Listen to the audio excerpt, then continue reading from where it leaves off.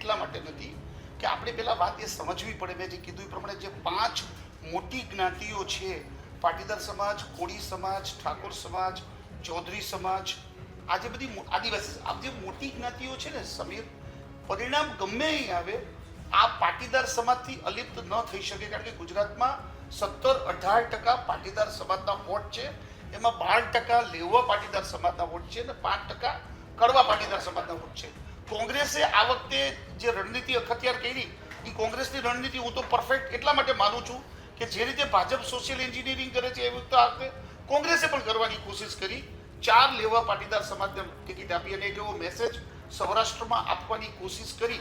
એનું પણ હું તને કારણ કહું શા માટે કે જ્યારે વિધાનસભાની 2022માં ચૂંટણી થઈ ત્યારે લેવા પાટીદાર સમાજ અને આદિવાસી સમાજ આમ આદમી પાર્ટી તરફ ઢળ્યો હતો. તને ખ્યાલ હોય તો વિસાવદરની સીટ જે લેવા પાટીદારનો ગઢ છે ત્યાં આમ આદમી પાર્ટી જીતી ગઈ. બોટાદમાં લેવા પાટીદાર સમાજ છે તો ત્યાં પણ જીતી ગઈ આમ આદમી પાર્ટી. ગારિયાધરમાં આમ આદમી પાર્ટી જીતી ગઈ. અને તું ઓવરઓલ વિધાનસભાની સીટોમાં ઘણી બધી સીટો સુરતમાં જે પણ જીત્યા કોર્પોરેશનમાં લેવા પાટીદારના તું જો મતો જો ને તો ત્યાં આમ આદમી પાર્ટી બીજા નંબરે રહી, સાઇઝેબલ વોટ લઈ ગયા. એટલે કોંગ્રેસને કદાચ એવું થયું હશે કે આ વખતે લોકસભામાં ટ્રાય કરી જોઈ. ભાજપે 2 સીટ આપી, કોંગ્રેસે 4 સીટ આપી. પરંતુ જામનગરની સીટ જીતવી એટલા માટે અઘરી છે કે પૂનમબેન માડમ એક મહિલા આગેવાન છે, પ્રતિભાશાળી ચહેરો છે, એક્ટિવ છે, આહિર સમાજમાંથી આવે છે. જે ઓબીસી સમાજની તે વાત કરી એમાં આહિર સમાજ આવે છે ને આહિર સમાજનો બહુ મોટો ચહેરો નંબર 1. ગત ચૂંટણીમાં ધારાસભાની તમામ સીટો જે જામજોધપુરની જે આમ આદમી પાર્ટીને વાત કરતા તમામ સીટો ભાજપે કબજે કરી હતી. અને બીજું શું છે કે માત્ર પાટીદાર સમાજ, ત્યાં પાટીદાર સમાજ, મુસ્લિમ સમાજ, સતવારા સમાજ અને દરબાર સમાજ, આ 4-5 સમાજના કોમ્બિનેશનથી ચૂંટણી જીતી જવાય. અચ્છા, ત્યાં એકદમ ફાઇટ ક્લોઝ થઈ ગઈ હતી, પરંતુ ભાજપે એની તમામ તાકાત કામે લગાડી. સોશિયલ એન્જિનિયરિંગ પણ બહુ જોરદાર રીતે કર્યું. જ્યાંથી મતો તૂટવાના હતા એને તોડવા ન દીધા અને એની સાથે સાથે જે મતો ખેંચવાના હતા, જામખંભાળિયા અને દ્વારકા એ બેમાંથી જબરજસ્ત લીડ લેવાયા. કાલાવડ અને જામનગર ગ્રામ્યમાંથી એવી શક્યતા હતી કે કદાચ મતો ઘટશે, પણ એ પણ મતો ઘટવા ન દીધા. કાલાવડમાંથી પણ પૂનમબેન માડમને લીડ મળી, જ્યાં કોંગ્રેસને બહુ મોટી આશા હતી. કારણ કે કાલાવડ અને જામનગર ગ્રામ્ય લેવા પાટીદારનો દબદબો વાળી વાત છે, તો પણ ત્યાં પણ કોંગ્રેસને ગાબડું પડ્યું. વાત એવી આવતી હતી કે પૂનમબેન માડમ 50,000 કે 80,000 મતે જીતશે, પણ આ વખતે તો એ રેકોર્ડ બ્રેક માર્જિનથી 2 લાખથી પણ વધુ મતોથી તેઓ જીત્યા. અને કદાચ મને યાદ નથી કે એ વખતે એમની કેટલી લીડ હતી. લોકો તો એવું પણ કહે છે કે ગયા વખત કરતા પણ વધારે લીડ જીત્યા. અને તું વિચાર કે કેટલું જબરજસ્ત પ્લાનિંગ સાથે.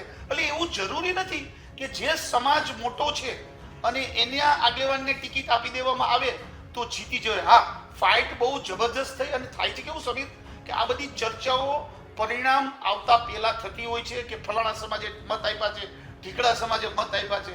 જ્યારે ઇલેક્ટ્રોનિક વોટિંગ મશીનમાંથી મતો નીકળે છે અને પછી જ્યારે આપણે એનું પૃથ્થકરણ કરીએ છીએ ને તો એ જે સોશિયલ એન્જિનિયરિંગનો પ્રયોગ નિષ્ફળ નીવડે છે. કારણ કે ગુજરાતમાં ફરીથી પાછું હું એ જ મુદ્દા ઉપર આવીશ, લોકો નરેન્દ્ર મોદીના ચહેરાને જોઈને મત આપે છે. માત્ર 3-4 સમાજના મતોથી જીતાતું નથી. અને જામનગર એ પાછો શહેરી વિસ્તાર છે. બેને મેં જે અગાઉ કીધું એ પ્રમાણે એ બધી વસ્તુઓ શહેરી વિસ્તાર છે એ બહુ મહત્વનો છે. અને આ અર્બન ફેક્ટર સાથે પૂનમબેનનો ચહેરો, પૂનમબેનનું જે સામાજિક રિસ્પેક્ટ, એનો જે ગ્રાસરૂટ લેવલનો ટચ, એમના સમાજ માટેના એ કલ્યાણકારી કામો, આ બધી વસ્તુ અને એક અર્બન ફેઝ છે. પૂનમબેન એક અર્બન ફેઝ છે. અર્બન આપણે બે લડતા હોય તો એક સેના જોઈ તમારી પાસે. આમાં કેવું છે, આખો પ્લાનિંગ છે, આધે ઉધર જાઓ બાકી મેરે પીછે આવો. તો પાછળ જોઈએ તો કોઈ હોય જ નહીં. તો જેપી મારવિયાની સ્થિતિ હતો તો કોંગ્રેસના મોટા ભાગના આગેવાનોની સ્થિતિ એ હતી. પરેશ ધાનાણી રાજકોટ લડવા આવ્યા તો રાજકોટ શહેર કોંગ્રેસના આગેવાનો એટલા બધા ઝઘડ્યા. પરેશ ધાનાણીને મેં એકલા બધી જગ્યાએ પ્રચાર થતા જોયા હતા. તો એકલાથી ચૂંટણી ન જીતી શકાય એ આ કોંગ્રેસના આગેવાનો સમજતા નથી. જ્યારે આપણે એમ આવે કે ભાઈ આપણે ત્યાં લગ્ન હોય ને તો બધા આગેવાનો ઝઘડો દૂર કરીને સાથે મળીને લગ્નનું ફંક્શન પૂરું કરે. કોંગ્રેસમાં તકલીફ એવી છે કે ચૂંટણી આવે ને ત્યારે બધા સામસામા આવી જાય. એમ કહેવાય કે ફુવા હોય હંમેશા વાંધો ઉઠાવે. લગ્ન હોય એમાં કોંગ્રેસમાં ઘણા બધા ફુવાઓ ઊભા થઈ જાય છે. પરેશ ધાનાણી બેન, પરેશ ધાનાણી રાજ્ય કક્ષાનો આગેવાન, એ રાજકોટ શહેરમાં ચૂંટણી લડવા આવ્યો. મારે અમુક આગેવાનોના નામ નથી લેવા. પરેશ ધાનાણી જેવા આગેવાનને એકલો કરી દીધો. હવે સામે બાજુ પરસોત્તમભાઈ રૂપાલા 1 મહિના પહેલા આવ્યા. આખું એટલું બધું સ્ટ્રોંગ સંગઠન, બધી પ્રકારનું આયોજન, અને એ આયોજનનો તમે સરવાળો કરો એટલે બધું પ્લસ પ્લસ પ્લસ જ થાય. આ તમે કંઈ પહોંચી જ ન શકો. આ છે ને મૂળભૂત કોંગ્રેસ અને ભાજપમાં ફરક છે કે ભાજપમાં જો અંદર અંદર પણ વાંધા હોય તો પણ જ્યારે મત આપવાની વાત આવે ત્યારે એ છે એની પાર્ટીને રાજકોટની હું એક વાત ઇન્ટરેસ્ટિંગ કહીશ.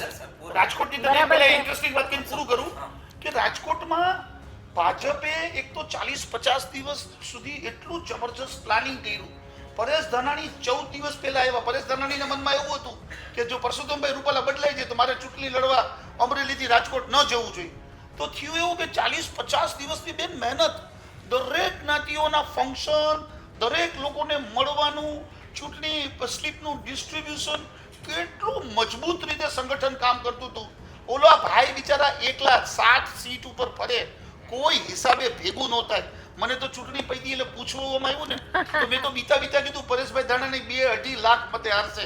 તો હું એમાં ખોટો પડ્યો. પરેશભાઈ ધાનાણી તો બહુ મોટી માર્જિનથી હાર્યા. બરાબર છે. તમારી પાસે જો પૂરતા સાધનો, સામગ્રી, સંગઠન ન હોય ને તો ચૂંટણી આ એક જાન જેવું છે. આ કોર્ટ મેરેજ નથી. ચૂંટણી એ કોર્ટ મેરેજ નથી. એ મોટી જાન કાઢવાની હોય છે. અને હું ફરીથી જામનગર ઉપર આવીશ કે ગમે તે હોય, એક પાર્લામેન્ટમાં, સંસદમાં વધારે સ્ત્રીઓ ગુજરાતમાંથી જાય, અવાજ બને, અને પૂનમબેન એક બહુ સબળ, બહુ સ્ટ્રોંગ, બહુ પોઝિટિવ અને બહુ ઇફેક્ટિવ અવાજ છે. કેબિનેટ મિનિસ્ટર મળે તો તમે ડેફિનેટલી શી ડિઝર્વ્સ ઇટ. અને અહીંયા હું એમ કહું કે ભાજપના ઘણા નેતાઓ એવા પણ છે કે જેણે પૂનમબેનને એટલી દિલથી હેલ્પ નથી કરી, બરાબર, પણ એમને જે દ્વારકામાંથી અને ખંભાળિયામાંથી લીડ મળી છે. બાકી ભાજપના જ બે નેતા છે. હા, પૂનમબેનની તમે પ્લાનિંગને તો દાદ આપો અને એના જામનગર શહેર ભાજપ સંગઠનને માત્ર ખંભાળિયા દ્વારકાથી નહીં, જે આવડી મોટી માર્જિનની લીડ આવી ને એ બધા બરાબર. એટલા માટે કારણ કે જે બે ભાજપના નેતાઓ એમને સપોર્ટ નહોતા કરતા, આ પૂનમબેનો એમને એક જવાબ છે, તમાચો છે કે ભાઈ મારે છે એ પોતે જ તે સક્ષમ છે આટલી મોટી લીડથી જીતવા માટે. અને પૂનમબેન છે, હું એવું માનું છું કે ભાજપ છે એ પૂનમબેનને અન્યાય કરશે જો નવા કેબિનેટમાં એમને સ્થાન નહીં આપે તો.